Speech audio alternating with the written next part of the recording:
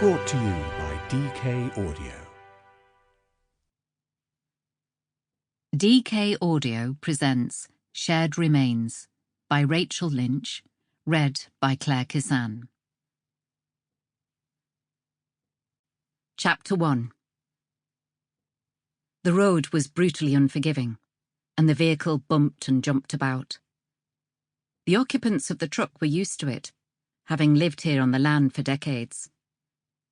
Farmers across the Lake District didn't need fancy bits of tarmac crisscrossing their land.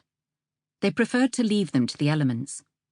That way, nosy tourists were kept out by the potholes and muddy crossing points, where the road disappeared into slate, boulder and marsh. It didn't matter how many private land signs one hammered to trees and gates. Some bloody adventurer from the south always thought they could wander around with an upside-down map looking for paradise. Cracks and crevices, which filled with rocks and water from the outlying hills, froze over in winter, and only the very basic maintenance jobs made them barely drivable, or at least fairly even. Come spring, everything thawed and mulched into one sloppy mush with the rain. In summer, the dirt dried to dust and great piles of rubble fell away under the wheels. Autumn was unpredictable. It could be hot or cold, muddy or dry, and one took their chances along the track. If you got stuck, no one was coming to help, that was for sure.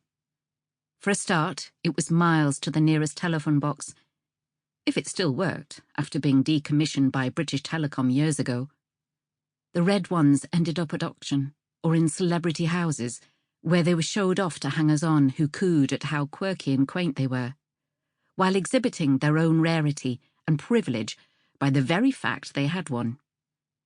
Secondly, it was private land, and nobody would know you were there. And thirdly, farmer got to you first. Well then, you'd sooner have a shotgun pellet in your backside than face him. The vast marsh-like valley between the A66 that sliced the North Fells off from the rest of them, the wilderness of Dockwray to the south, the last hamlet before the glory of Ullswater, and the Helvellyn Range to the west, was to those who knew once one vast farm owned by the Morningside family. The sheep loved the flat, spongy grassland, and the little balls of white wool dotted the landscape, making it look like a child's play farm when gazed upon from the road.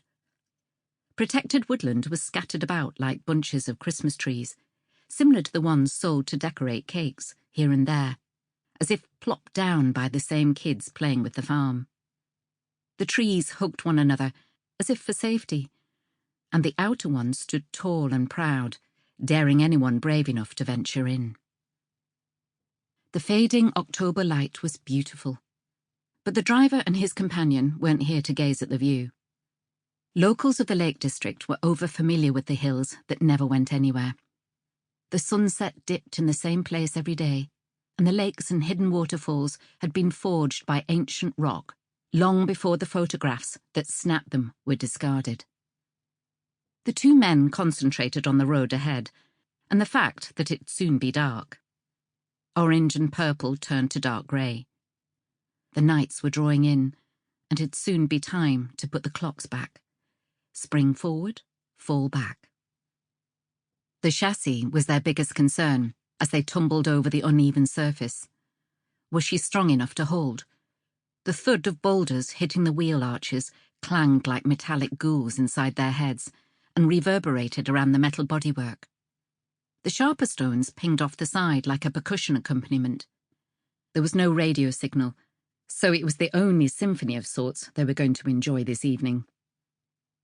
Both men wobbled this way and that and held onto the ceiling straps for comfort and safety.